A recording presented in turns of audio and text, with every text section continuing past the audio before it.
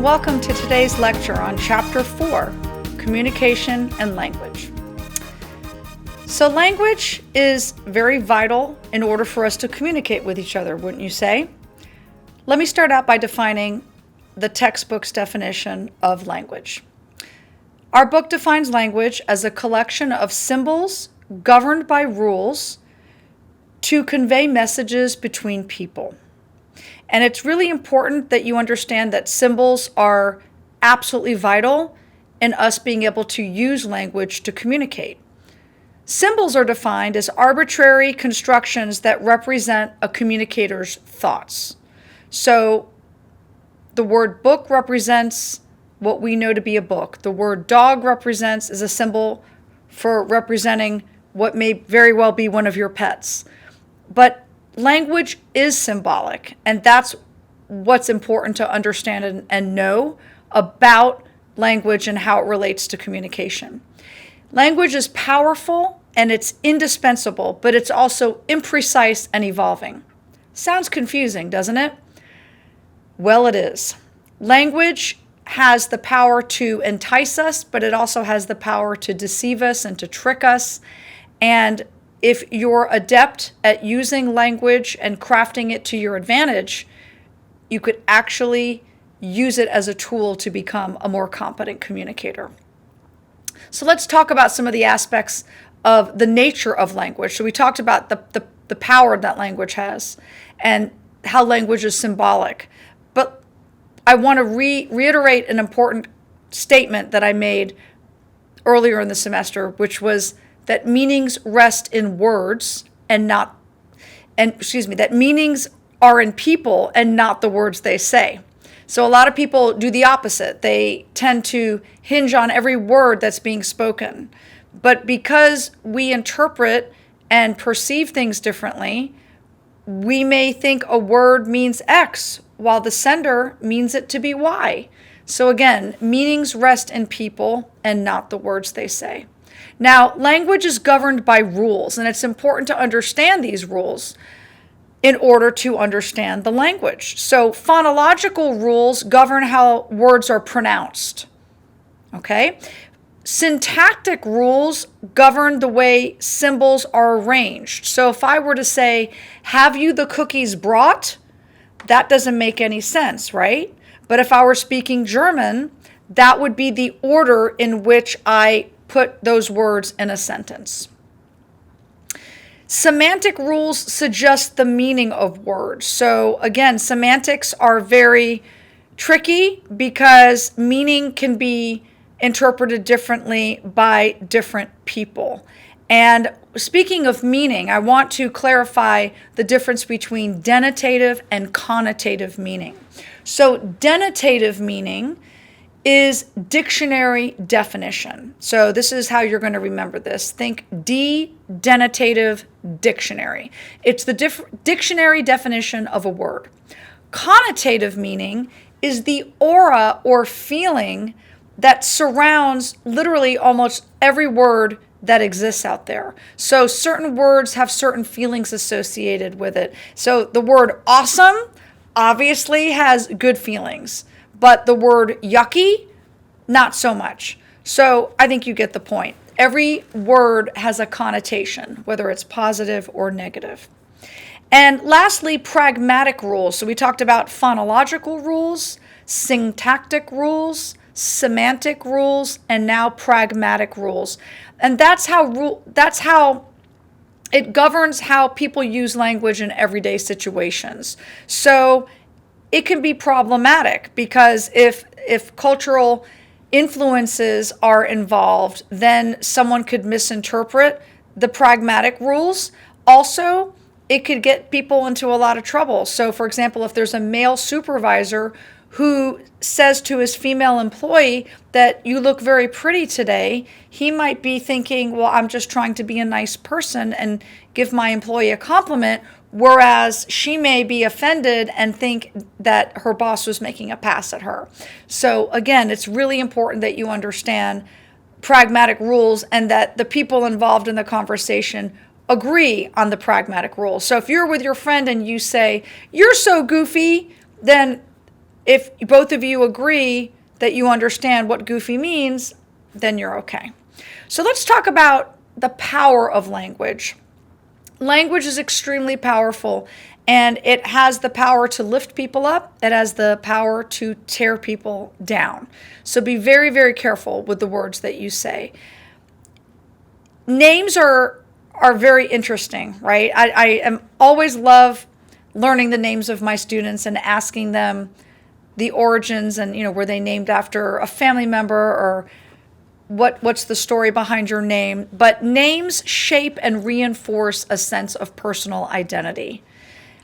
Also, listeners, another trait of the power of language is that listeners tend to associate accents with particular abilities and traits.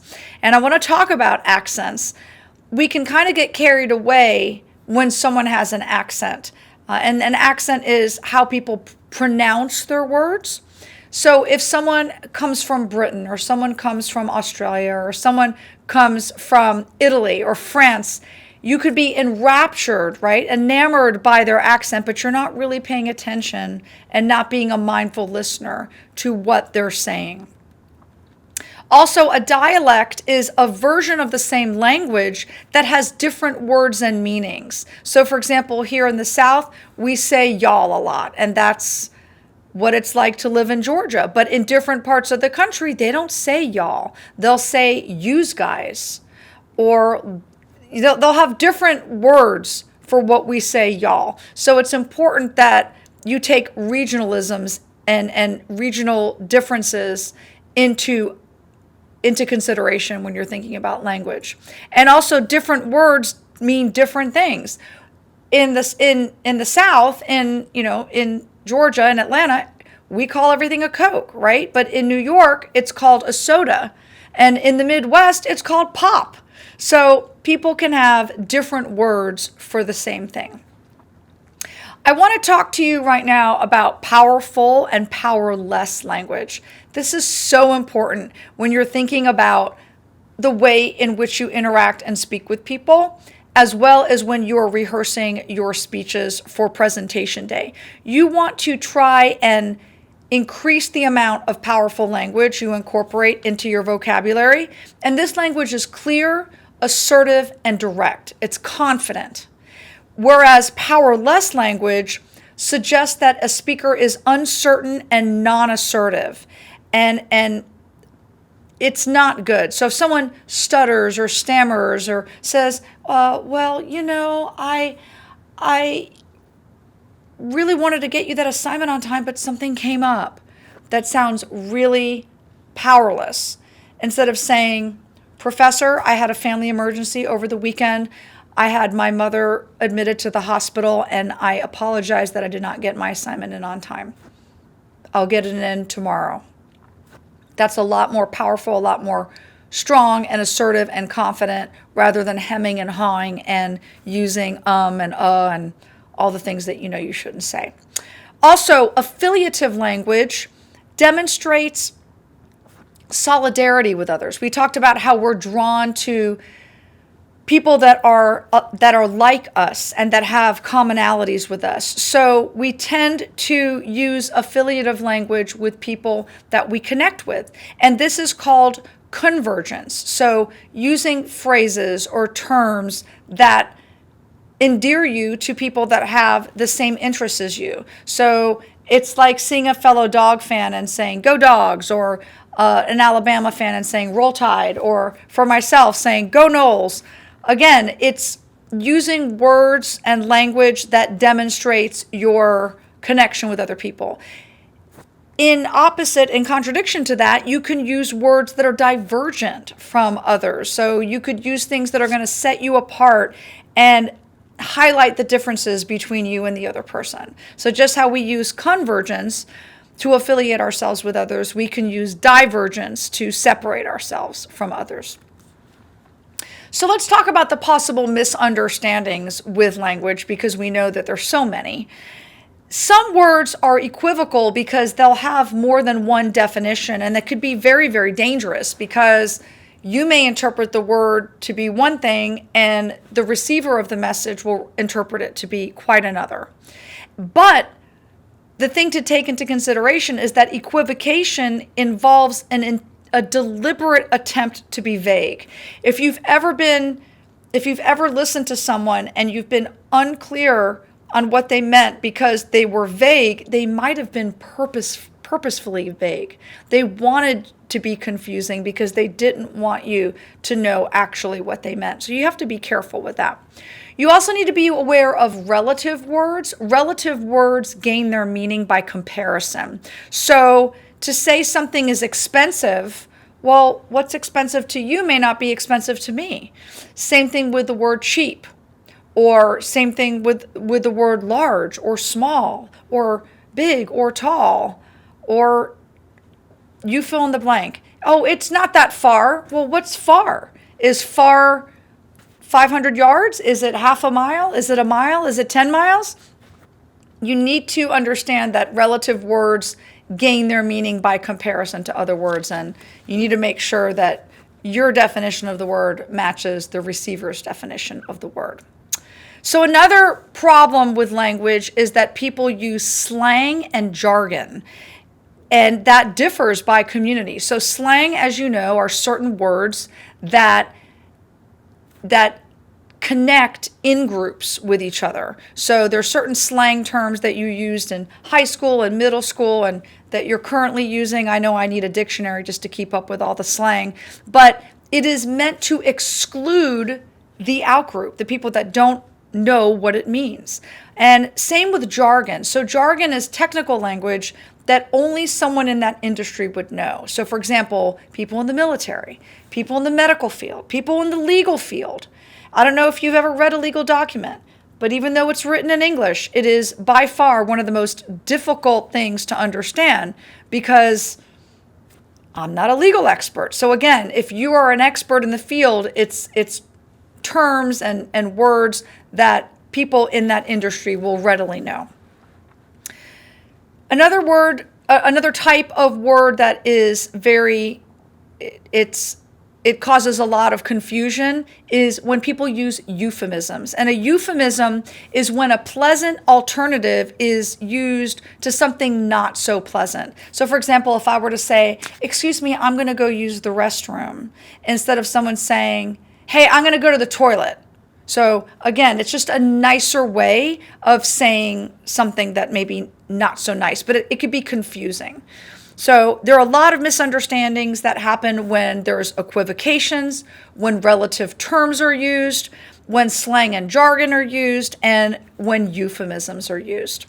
Now, how can we avoid any kind of misunderstanding when it comes to our language? Well, that's difficult. There's no actual cure-all for that. There's no one surefire way to avoid miscommunication, but I would be careful using slangs and jargon and abbreviations with people that may not understand what you mean. I feel that you should be direct, explain your terms, be very specific. Don't be abstract, be specific. If you're giving a presentation and you're using a term or a word that you don't think your audience will understand, define it for them, because it'll make your audience, they'll thank you for it, okay? Because no one wants to be talked down to and made to feel like they're stupid. So again, if you're going to explain something that the average Joe wouldn't understand, define what the term is. Be very clear, be very direct, focus on specific behaviors, and be careful using euphemisms and equivocations. But in speaking, in public speaking and in presentations, it's always best to be direct, and because the end goal is your audience. It's always about your audience and making sure that they understand you. So we're going to talk about disruptive language and some problems with that. So you want to make sure that you know the difference between a fact and an opinion. And this is very important, especially in your speeches. So a fact is something that's verifiable, that's true or false. And an opinion is based on the speaker's beliefs. So again, when you're including information and supporting material in your speech, you need to tell us where it's coming from, especially if it is research that you found that wasn't your own. So you need to give credit where credit's due by properly citing your sources. You also don't want to confuse facts with inferences. Inferences are interpretations of facts. So an inference is a conclusion that is arrived at the interpretation of evidence. So for example, a fact would be that he hit a lamppost while driving down the street. But an inference would be, well, he was probably texting while he was driving. So again, difference between facts and inferences.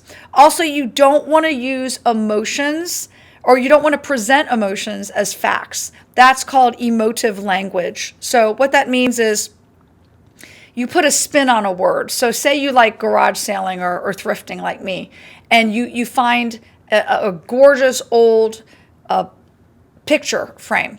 And for someone who loves that kind of stuff, you would call it an antique. But for someone who thinks it's ridiculous, they would call it junk. So again, there's emotive language is the emotion behind the words, but you don't want to present those as facts. And then finally, you don't want to resort to insults. You don't want to attack the other person. You can disagree with them, but don't attack them. That's called ad hominem. And that's attacking the speaker and not the argument at hand that's being discussed. So I'm going to end today's lecture with talking about gender and language. So we talked about how men and women communicate differently.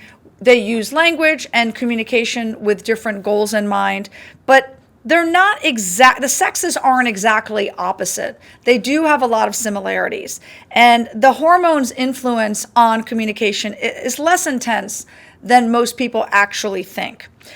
Men and women actually, according to our book, speak roughly the same number of words per day, but just in different situations.